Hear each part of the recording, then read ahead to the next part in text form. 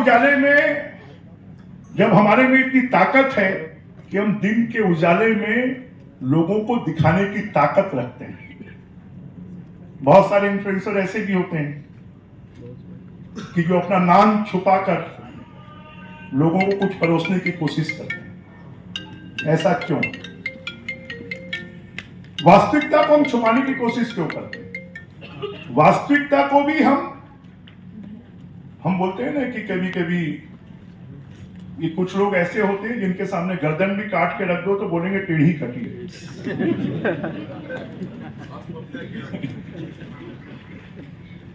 तो वास्तविकता में अगर हम देश हित में, समाज हित में, हम छत्तीसगढ़ के हित में, हम रायपुर के हित में, हम अपने दिल पर हाथ रख के पूछें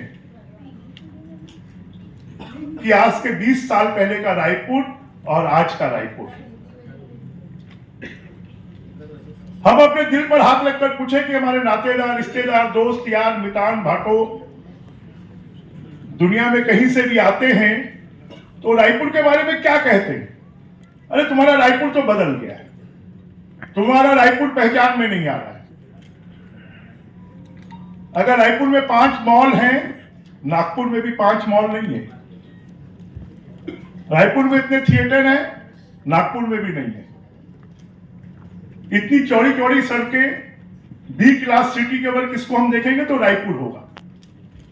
21वीं सदी का पहला कोई नया शहर बना तो हमारा नया रायपुर बना 21वीं सदी का एशिया में। पूरे देश में अगर सबसे तेजी से विकसित होने वाला शहर कोई है तो हमारा रायपुर शहर है 21वीं सदी का। आज हर व्यक्ति, आज पूरे विश्व के लोग उद्योग लगाने के लिए छत्तीसगढ़ में आना चाहते हैं। चाहे वो 20 साल पहले आना चाहते थे, 25 साल पहले आना चाहते थे। और जब हम जहां पर हम रहते हैं, जहां हम कर्म करते हैं, उस शहर के बारे में हमारी कल्पना क्या है, उसके बारे में हमारा सोच क्या है, जिस प्रदेश में हम रहते हैं उसके बारे में सोच क्या है। कभी आपने कल्पना की थी क्या कि आज हमारे यहाँ का, हमारे घर में काम करने वाला जो चपरासी भी है वो मोटरसाइकिल में आता है, स्वीपर मोटरसाइकिल में आता है? कभी हमने कल्पना की थी? पहले तो हम साइकिल की भी कल्पना नहीं करते थे। आज अगर एक गांव में 1000 की आबादी है तो 1000 की आबादी में 100 4 व्हीलर आपको मिलेंगे। मिलेंगे कि नहीं मिलेंगे? मिलेंगे। कब से मिल रहे हैं? क्या 23 साल पहले थे? 24 साल पहले थे? छत्तीसगढ़ राज्य बनने के बाद ही हुआ ना। और छत्तीसगढ़ राज्य बनने के बाद हुआ तो छत्तीसगढ़ राज्य में सबसे लंबे समय तक किसकी सरकार रही? 5 साल में जब दूसरी सरकार आई लबरे लोगों की, तो उस सरकार में तो गड्ढे भरने भी मुश्किल हो गया था कि गड्ढे भी नहीं भरे जा रहे। फिर से विकास के काम शुरू हो गए। तो एक तरफ आरोप प्रत्यारोप की राजनीति, दूसरी तरफ विकास की राजनीति। कि आज पूरा देश, गरीब का सपना होता है कि मेरा अपना एक मकान हो, अपना एक घर हो। देश के 10 करोड़ लोगों को घर देने का काम कौन कर रहा है? अगर किसी का पक्का घर बन जाए तो उस घर में बच्चा भी अच्छे से पढ़ेगा, बिजली भी होगी, पानी भी होगा, उसमें गैस का कनेक्शन भी होगा, लिविंग स्टैंडर्ड बढ़ेगा। मैं अभी आपको बता रहा हूं, मेरे मन में बात आई, मैं भी चंदखुरी गया था। चंदखुरी जब मैं गया तो वहां पर लगभग 400-500 महिलाएं थी। मैं एक बार देख रहा था कि हमारी छत्तीसगढ़ी साड़ी में कोई महिला दिखती है। गांव में एक भी महिला वैसी नहीं बची है जो अपने रोजमर्रा में हमारी छत्तीसगढ़ी साड़ी पहनती हो। अब सब स्मार्ट साड़ी पहनती है। ये बदलाव कैसे आया? और पहले जब हम जाते थे तो वो सूती लाल, पीली, नीली कपड़े की साड़ी पहनी हुई महिलाएं दिखती थी। जो बदलाव सनह सनह होता है उसके बारे में कभी हम सोचते नहीं है, कभी हम नहीं सोचते। और जो बदलाव तेजी से होता है, अगर मेरे साथ जो रोज रहता है, मेरा 10 किलो वजन कम हो गया तो उसको महसूस नहीं होता कि बृजमोहन दुबला हो गया, परंतु जो 5 साल 10 साल बाद मिलता है, क्या भैया तबीयत ठीक नहीं है क्या, आप जरा दुबले दिख रहे हैं।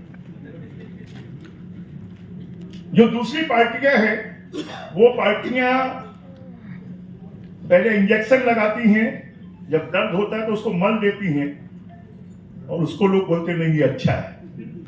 हम लोग इंजेक्शन नहीं लगाते हैं, हम सीधा लोगों को राहत पहुंचाने का काम करते हैं। हम दर्द नहीं देते हैं, हम सीधा दवा देते हैं। तो ये बात लोगों को समझने की जरूरत है, और इन्फ्लुएंसर अगर इस बात को लोगों तक पहुंचाएगा कि वास्तव में हमारी सेवा का काम कौन कर रहा है, क्योंकि वास्तविकता लोगों को बताना, वास्तविकता पहुंचाना, ये इन्फ्लुएंसर का काम है जो प्रभावशाली है। और सोशल मीडिया आज के युग में सबसे ज्यादा प्रभावशाली है, क्योंकि हमारे देश में 140 करोड़ की अगर आबादी है तो हमारे देश में 250 करोड़ मोबाइल है। तो इसलिए आजकल हर कोई, अगर हमारी गांव में खेत में काम करने वाली महिला है ना, तो उसके एक तरफ गुड़ाखू की डिब्बी होती है, दूसरी तरफ मोबाइल होता है। तो हमको इस दिशा में कि वास्तव में अगर हम इन्फ्लुएंसर हैं तो हम ज्यादा से ज्यादा लोगों को सही बात कैसे पहुंचाएं, हम देश हित में क्या है, समाज हित में क्या है, जनहित में क्या है।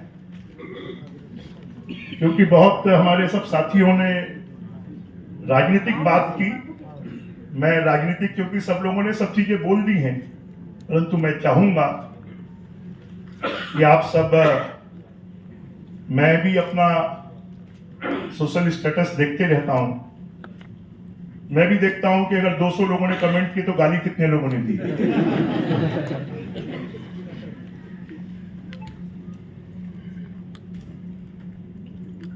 और मैं उस गाली पे भी मनन करता हूं कि आखिर उसने गाली दी तो क्यों दी।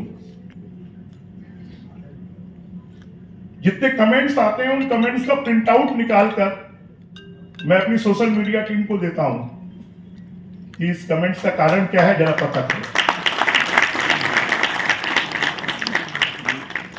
तो हमारे इसमें सोशल मीडिया इन्फ्लुएंसर भी बैठे हैं, हमारे कार्यकर्ता भी बैठे हैं।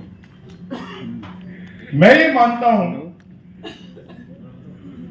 कि सोशल मीडिया में निगेटिव चीजों को बहुत ज्यादा रिस्पांस नहीं मिलता है, जो पॉजिटिव चीजें होती हैं उनको ज्यादा रिस्पांस मिलता है। अगर हमारे सोशल मीडिया इन्फ्लुएंसर सकारात्मक रास्ते पर चले, पॉजिटिव रास्ते पर चले, तो हम देश का, समाज का, प्रदेश का, अपने शहर का बहुत बड़ा भला कर सकते हैं। मैं तो, क्योंकि अभी एक मैं प्रत्याशी हूं और प्रत्याशी के नाते आप सबके सहयोग का आह्वान करता हूं। धन्यवाद। जय हिंद, जय छत्तीसगढ़, जय जय श्री राम। मोहन भैया जिंदाबाद, कमल का फूल जिंदाबाद, अब की बार